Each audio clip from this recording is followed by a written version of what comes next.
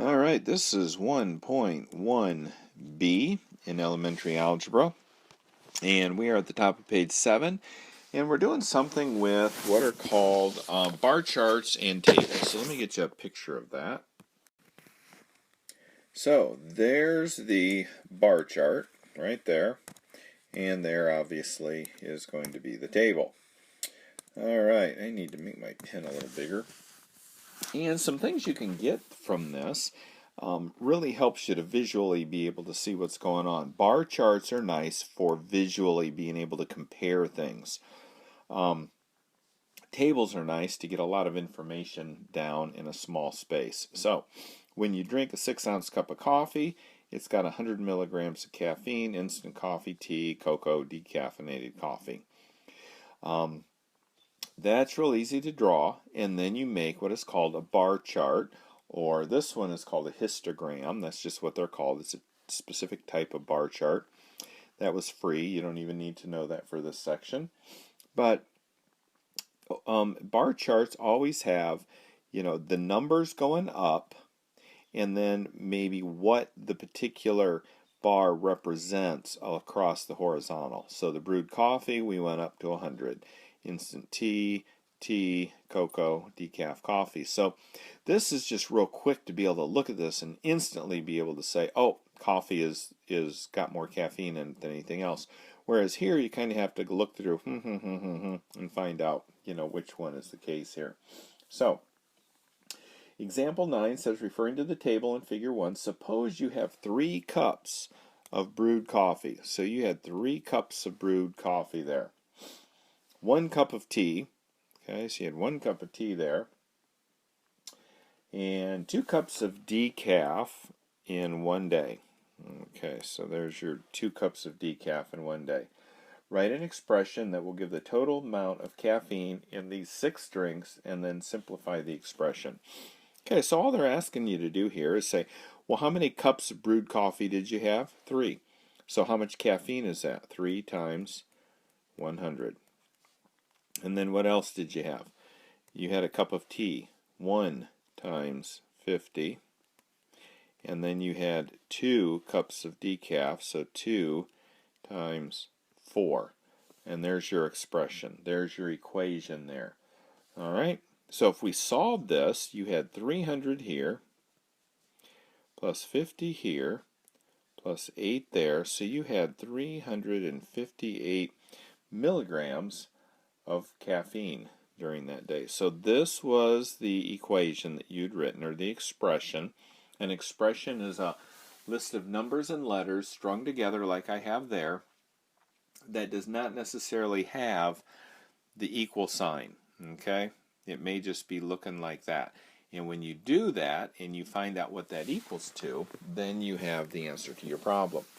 Alright, so that is some graphs. Let's look real quick at some geometry, and then that's pretty much it for this lesson. Okay, so I think that because you're in elementary algebra, you do know some of the facts about geometry. And some of those facts are that when we have a square, like we do there, we take the side times that side in order to get the area. So the area of a square, and sometimes I just write it like this, the area of a square is one side times another, but you notice that both sides are the same. So all we have to do is square one of the sides. That's an S there. Side squared would give you the area of a square. Now over here we have a rectangle. And when we have a rectangle, one of the things that's true is the length here and the length here is the same. The width here and the width here is the same. So how many widths do we have? Well, let's do it this way. If we are interested in the area of this rectangle, we would take the length times the width, just like we did here in here, 5 times 5. So area is length times width. And the area of a triangle is 1/2 the base times the height. Now this is a key thing here. A lot of people get confused on. The height of this triangle is always from the very tippy top right here straight down to the base. That's the height. This is not the height. That's called a slant height, and we'll get into that later. But this is the height. And the height, remember the word perpendicular, 90-degree angle? It's a line that goes from the point down to the base there and forms a 90-degree angle, and that ends up being the height. So the area of that triangle is going to be 1/2 the base times the height. Now, do you know half of 25? No. But one of the things that's nice about multiplication is you don't have to take the half times 25. You could take the half times 12 and get 6 and multiply 6 times 25 and get 150. That's a lot easier. So you don't have to multiply 1/2 times 25. You can take half of 12 instead. And that would give you the area. Alright, so one of the things that we're going to want to do here is, well, let's get rid of some of my writing here. What if we want to find the perimeter? Perimeter is, or the area is, let's say this is a yard and you want to fence your yard in. How much grass are you going to need in that fenced-in area? And that's the area. That's the 5 times 5, 8 times 6, or the 1/2 base times height that we just did. That's the area. What if we're interested in the perimeter? Perimeter means how much fence are we going to need if we want to fence in this yard. So we have to take 5, 5, 5, and 5. So it would be 5 plus 5 plus 5 plus 5. So the perimeter of that box would be 20. Perimeter of this one, that's going to be 6 and that's going to be 8. Well, you can take 6 plus 6 plus 8 plus 8 because that is length. Oops, I'm sorry. That would be, I did the 6 first. Width plus length plus length. Well, how many widths do I have? 2. So if I took 2 times W plus 2 times L, that's going to be the perimeter of a rectangle. So 2 times W, 2 times 6 is 12. 2 times L, L is 8. 2 times 8 is 16. So my perimeter then is going to be 28. Alright, so perimeter of a triangle. There's really no easy solution finding the perimeter of a triangle. No real formula. You just take this plus this plus this. So it's 20 plus 25 plus 15. And then that would give you the perimeter of that triangle. And that's it for the lecture for problem set 1. One of the things I want to do is kind of look at some of these problems because there's a whole bunch of problems here on the order of operations. So I'm just going to spend a couple minutes going over some of these problems since I do have a few minutes left on the video before I run out. So let's look at number 51. Number 51 has a 5 plus 3 times 5 minus 3. So we do it's in the parentheses first. Remember PEMDAS. So we're going to do it's in the parentheses. I'm going to do these parentheses and these parentheses. And then after that we do exponents. There aren't any. Then we do multiplication, which in this case is 8 times 2, and we get 16. Okay? And if I'm going too fast, again, you can slow the video down or just watch it again, which would be pretty painful, I would imagine. Let's jump down to some of these that are like a little bit tougher. Let's do 62.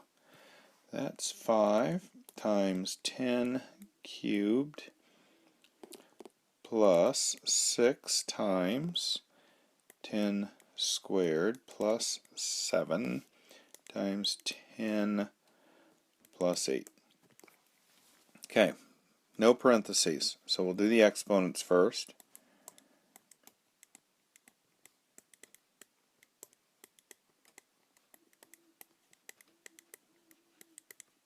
Well, it's almost 11 o'clock at night out here in the wilderness. I can hear an owl out there.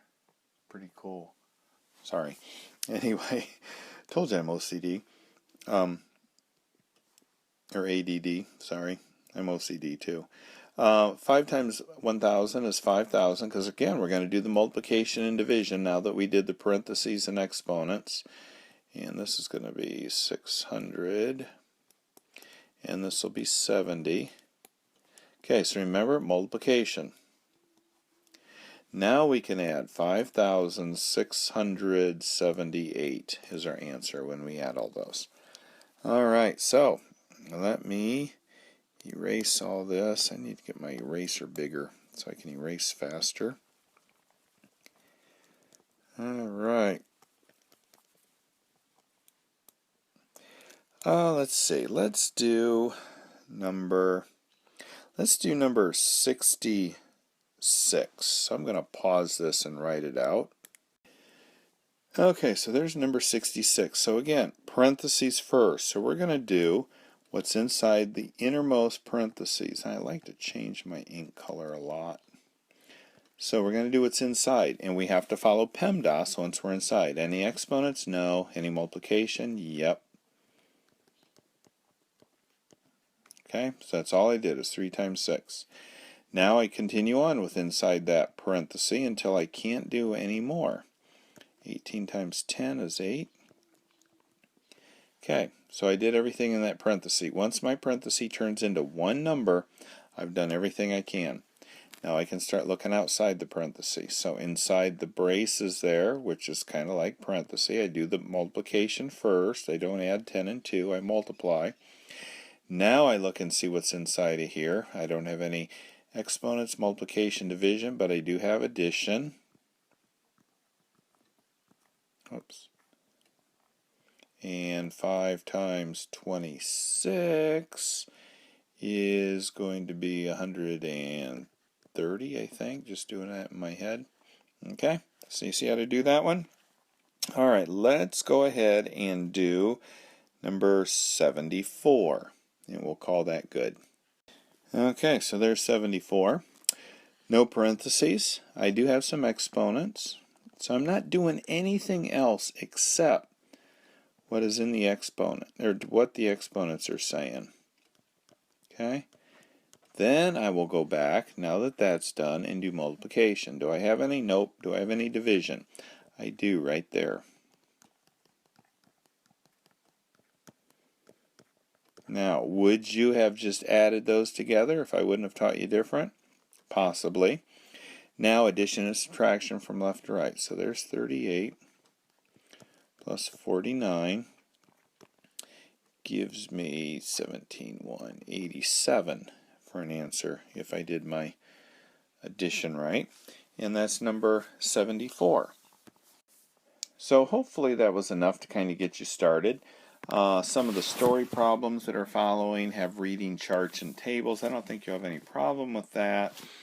There's some stuff on geometry, so it'd be good for you to practice the geometry. Well, I guess there's only a couple problems there on geometry. But you shouldn't have any trouble with this. If you do, let me know. So that's it for lesson 1.1, B as in boy.